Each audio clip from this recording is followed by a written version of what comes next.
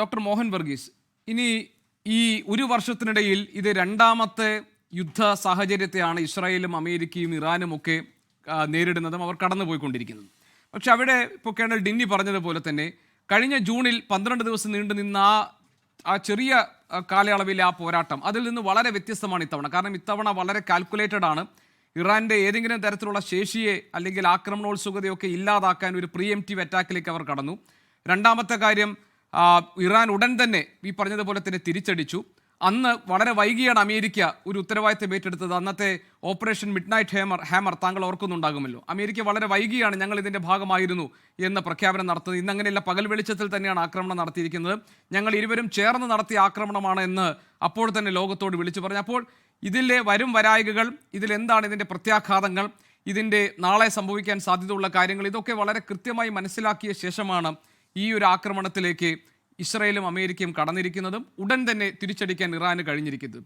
ഇവിടെ കേണൽ ഡിന്നി പറഞ്ഞ ഒരു വാചകം കൂടി ഞാൻ ആവർത്തിക്കുകയാണ്. ഇവിടെ നമ്മൾ ശ്രദ്ധിക്കേണ്ട ഒരു കാര്യം എനിക്ക് തോന്നുന്നു, ഈ ഏതൊക്കെ അവരുടെ ടാർഗറ്റ്സ് എന്തായിരുന്നു എന്നുള്ളതാണ്. അത് ഇസ്രായേലിലെ ഏറ്റവും പ്രധാനപ്പെട്ട ആളുകളുടെ മന്ദിരങ്ങൾ കേന്ദ്രീകരിച്ചാണ് ആക്രമണം നടത്തിയത്. ഖമനേയി അവിടെ ഉണ്ടായിരുന്നില്ല, ടെഹ്റാനിൽ ഉണ്ടായിരുന്നില്ല എന്നൊക്കെയാണ് അന്താരാഷ്ട്ര മാധ്യമങ്ങൾ ഇപ്പോൾ റിപ്പോർട്ട് ചെയ്യുന്നത്. അങ്ങനെയാണെങ്കിൽ ഒരു റെജീം ചേഞ്ച്, ഒരു ഭരണമാറ്റം എന്ന ലക്ഷ്യത്തോടു കൂടി ഇനി അത് കണ്ടേ ഈ യുദ്ധം അവസാനിപ്പിക്കൂ എന്ന നിലയിലേക്ക് കാര്യങ്ങൾ മാറുകയാണോ? ഇത് 3-4 ദിവസത്തെ ഏർപ്പാടല്ല. ഇതിന് ഇറാൻ കീഴടങ്ങുന്നതുവരെ, ഇറാൻ ഇതിനകത്ത് ഒരു തീരുമാനം ഉണ്ടാക്കുന്നതുവരെ ഇതിങ്ങനെ മുന്നോട്ട് കൊണ്ടുപോവുക എന്ന ലക്ഷ്യത്തോടു കൂടിയാണോ ഈ പോരാട്ടം? കഴിഞ്ഞ വർഷം ജൂണിൽ നടന്ന ആക്രമണം, ഇപ്പോൾ നടക്കുന്ന ആക്രമണം, ഇത് തമ്മിലൊരു കമ്പാരിസൺ നടത്തി കഴിഞ്ഞാൽ രീതിശാസ്ത്രത്തിൽ കാര്യമായ വ്യത്യാസം കാണാം. ഒന്ന്, കഴിഞ്ഞ 2025 ജൂണിൽ ഇസ്രായേൽ തുടങ്ങിവെച്ച ഒരു ആക്രമണ പരമ്പര, അതിൻ്റെ ഒരു ഗ്രാൻഡ് ഫിനാലെ എന്ന നിലയിലാണ്, 12 ദിവസം നീണ്ടുനിന്ന പോരാട്ടത്തിന്റെ കുട്ടിക്കലാശം എന്ന നിലയിലാണ് അമേരിക്കയുടെ B2 ബോംബേഴ്സ്, സ്റ്റെൽത്ത് ബോംബേഴ്സ് പറഞ്ഞു ചെന്ന് ഇസ്ഫഹാനിലും ഒക്കെ ബോംബിട്ടതും ആണവ നിലയങ്ങൾ തകർത്തതും ഒക്കെ ആ ഒരു പശ്ചാത്തലത്തിലാണ്. മാത്രമല്ല, കഴിഞ്ഞ തവണ ഒരുപക്ഷെ റെജീം ചേഞ്ച് ആവും അമേരിക്കയുടെ മനസ്സിൽ എന്ന ഒരു ചിന്തയുണ്ടായിരുന്നു. പക്ഷെ അങ്ങനെയല്ല, ഇറാന്റെ റെജീം അവിടെ നിൽക്കട്ടെ, പരമാവധി മെലോഡേൺ ചെയ്തതിനു ശേഷം അടുത്ത ഒരു ആക്രമണം പിന്നീട് പ്ലാൻ ചെയ്യാം. അതുകൊണ്ട് അമേരിക്കയെ സംബന്ധിച്ചിടത്തോളം വ്യക്തമായ, ക്ലിയറായ, നല്ല ക്ലാരിറ്റിയുള്ള ഒരു ആശയമുണ്ടായിരുന്നു. ഒരു ഡിസ്റ്റോർഷണൽ ടാറ്റിക്സ് കഴിഞ്ഞ ഒരു 6 മാസമായിട്ട്, കഴിഞ്ഞ ഒരു വർഷമായിട്ടെങ്കിലും ഒരു ഡിസ്റ്റോർഷൻ ടാറ്റിക്സ്, ഒരു വശത്ത് സമാധാന പ്രക്രിയ അഭംഗുരം തുടരുന്നു. വളരെ ഗൗരവമായിട്ടാണ് സമാധാനത്തെ അമേരിക്ക കാണുന്നത്. ആണവ ആയുധങ്ങളുടെ നിർവ്യാപനം കുറയ്ക്കുക, അല്ലെങ്കിൽ അതിൻ്റെ പ്രഹരശേഷി കുറച്ചുകൊണ്ടുവരിക, അതൊക്കെ പറഞ്ഞുകൊണ്ട് ഒരു വശത്ത് ഇറാനെ പരമാവധി കജോൾ ചെയ്യുക, കംഫർട്ട് ചെയ്യുക, ഒരു പക്ഷേ ഒരു ഡീലിലെത്താൻ കഴിയുമെന്ന പ്രതീക്ഷ നൽകുക, ലോകത്തിന് മുഴുവനായി ആ പ്രതീക്ഷ നൽകുക. മറുവശത്ത് സമാന്തരമായി അതിശക്തമായ, ഏറ്റവും ശക്തമായ 2003 ശേഷമുള്ള ആ പ്രദേശത്തെ ഏറ്റവും ശക്തമായ മിലിറ്ററി ബിൽഡപ്പ് നടത്തുക. ഈ ബിൽഡപ്പിൽ 2003 തട്ടിച്ചു നോക്കിയാലും ചെറിയ വ്യത്യാസങ്ങൾ കാണാം. 2003 നെയ്റ്റോയുടെ യുദ്ധമായിരുന്നു. അമേരിക്ക നേതൃത്വം നൽകുകയും യൂറോപ്യൻ പങ്കാളികളായ നെയ്റ്റോ വളരെ കട്ടയ്ക്ക് അമേരിക്കയുടെ പിന്നിൽ അണിനിരക്കുകയും ചെയ്ത ഒരു യുദ്ധമായിരുന്നു ഇറാഖിനെതിരെ. പക്ഷേ ഇപ്പോൾ അങ്ങനെയല്ല. നെയ്റ്റോ ഇതേക്കുറിച്ച് ഒരു അക്ഷരം മിണ്ടുന്നില്ല. ആത്യന്തികമായി അമേരിക്കൻ സ്കീമിനോടൊപ്പം ചേർന്ന് നിൽക്കേണ്ടി വരും. പക്ഷേ ബ്രിട്ടീഷ് പ്രധാനമന്ത്രി കെയർ സ്റ്റാമർ ഉൾപ്പെടെ അമേരിക്കയുടെ നീക്കത്തോട് യോജിച്ചില്ല എന്നത് പ്രത്യേകമായി കാണേണ്ട കാര്യമാണ്. ഫ്രാൻസോ ജർമ്മനിയോ മറ്റ് നെയ്റ്റോ രാജ്യങ്ങളോ ഒന്നും തന്നെ അമേരിക്കയുടെ ഇപ്പോഴത്തെ വാർ എഫേർട്ടിന് നേരിട്ടോ അല്ലാതെയോ ഒരു സഹകരണം നൽകിയിട്ടില്ല. അതുമാത്രമല്ല, ഗൾഫ് മേഖലയിലെ, പ്രത്യേകിച്ച് GCC മേഖലയിലെ രാജ്യങ്ങൾ വളരെ സ്കെപ്റ്റിക്കലായിരുന്നു.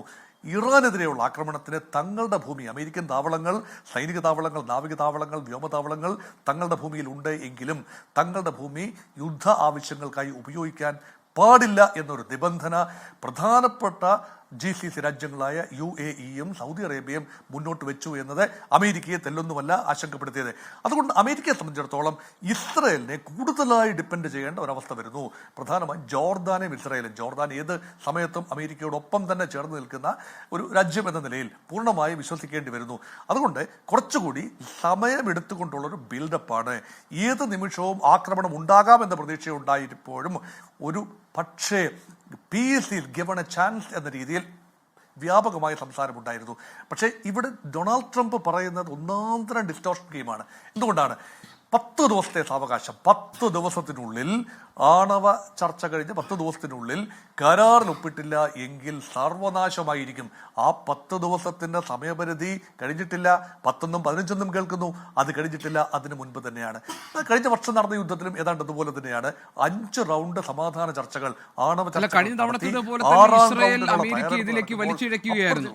ഇസ്രായേലിന്റെ ചിരകാല താല്പര്യമാണല്ലോ ഇറാനിലെ ഈ ഇസ്ലാമിക ഭരണകൂടത്തെ മറച്ചിടണമെന്നുള്ളത്. അത് 1979 ഇസ്ലാമിക ഭരണകൂടം വന്ന അന്ന് മുതൽ ഇത് ഈ ഒരു പദ്ധതിയുമായി ഇസ്രായേൽ ഉണ്ടല്ലോ. 47 വർഷമായി തുടരുന്ന ഈ ഭരണകൂടം, ഇറാനിൽ തുടരുന്ന അമേരിക്ക വിരുദ്ധ, ഇസ്രായേൽ വിരുദ്ധ ഭരണകൂടം, അതിന്റെ പ്രധാന മുദ്രാവാക്യം death to America, death to Israel എന്നാണ്. സ്വാഭാവികമായി ഈ മുദ്രാവാക്യം നിരന്തരമായി മുഴങ്ങുമ്പോൾ ഇസ്രായേലിന്റെ സെക്യൂരിറ്റി പാരഡൈമിൽ ഇറാനിൽ നിന്ന് വരുന്ന ഭീഷണി വളരെ ഗൗരവത്തോടെയാണ് എക്കാലത്തും കണ്ടിരുന്നത്. ഇസ്രായേൽ ഇറാനെ ആത്യന്തികമായി അറബ് രാജ്യങ്ങൾ ശത്രുതാപരമായ നിലപാട് എടുക്കില്ല എന്ന് ഇസ്രായേലിനറിയാം. അത് മാത്രമല്ല, അമേരിക്കയുടെ കൂടെ സഹായത്തോടുകൂടി, അബ്രഹാമിക കരാറുകളുടെ സഹായത്തോടുകൂടി അറബ് മേഖലയെ ഒന്നാകെ ന്യൂട്രലൈസ് ചെയ്യാൻ ഇസ്രായേൽ അനുകൂലമെന്ന് പറയാനാവില്ല. എങ്കിലും പലസ്തീൻ കോസൊക്കെ നിലനിൽക്കുമ്പോൾ പോലും അവരെ മറുപക്ഷത്തെത്തിച്ച് നിർത്താതിരിക്കാൻ ഇസ്രായേൽ നല്ല ശ്രമം നടത്തിയിട്ടുണ്ട് നയതന്ത്രപരമായി. പക്ഷേ ഇറാന്റെ ജനിതക ഘടന അങ്ങനെയല്ല. ഇറാന്റെ പൊളിറ്റിക്കൽ DNA 1979 ഇസ്ലാമിക് റവല്യൂഷന് ശേഷം വല്ലാതെ മാറിയിരിക്കുന്നു.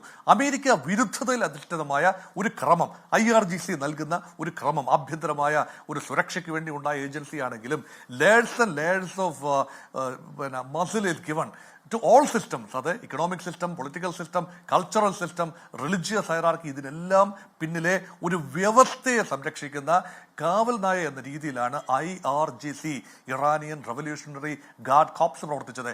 ഈ സംവിധാനം നിലനിർത്തിക്കൊണ്ട് ഏത് കരാറിൽ ഉൾപ്പെട്ടാലും നാളെ അത് തിരിച്ചടിക്കും എന്ന ഒരു ബോധ്യം ഇസ്രായേലിനും അമേരിക്കയ്ക്കും ഉള്ളത് കൊണ്ട് ഒരു റെജീം ചേഞ്ച് ഇപ്രാവശ്യം, കഴിഞ്ഞ പ്രാവശ്യത്തെ അജണ്ടയിൽ റെജീം ചേഞ്ച് ഇല്ലായിരുന്നു. ഉണ്ടെങ്കിൽ നടത്തിയെടുക്കാൻ സാധിക്കുമായിരുന്നു, ഒരു പക്ഷേ കുറച്ചുകൂടെ പുഷ് ചെയ്യണമായിരുന്നു. പക്ഷേ ഇപ്രാവശ്യം റെജീം ചേഞ്ചാണ്. അങ്ങനെ ഒരു ഡിസ്റ്റോർഷൻ ഗെയിമിലേക്ക് കൊണ്ടുപോയതിനു ശേഷം ആത്യന്തികമായ ഒരു റെജീം ചേഞ്ച് സാധിക്കണമെങ്കിൽ ഇതാ ഇസ്രായേൽ പ്രധാനമന്ത്രിയുടെ ഭാഗത്ത് നിന്ന് ഒരു സൂചന നൽകുന്നു. Tehran will not be the same after 4 days. അതായത് 100 hours from now നിരന്തരമായ relentless pressure upon the capital city Tehran. അങ്ങനെ ടെഹ്റാൻ മുട്ടുമടക്കും. ഇറാന്റെ പ്രധാനപ്പെട്ട നഗരങ്ങൾ ആക്രമണ വിധേയമാകും. ഇറാന് കീഴടങ്ങാത്ത നിവൃത്തിയില്ല. ഒരു ഭരണമാറ്റത്തിലൂടെ അല്ലാതെ ഈ യുദ്ധം നിൽക്കില്ല എന്ന ഏർലി സൂചന നൽകിയത് അതാണ്. അതിലേക്കാണോ കാര്യങ്ങൾ പോകുന്നതെന്നാണ് ശ്രീ.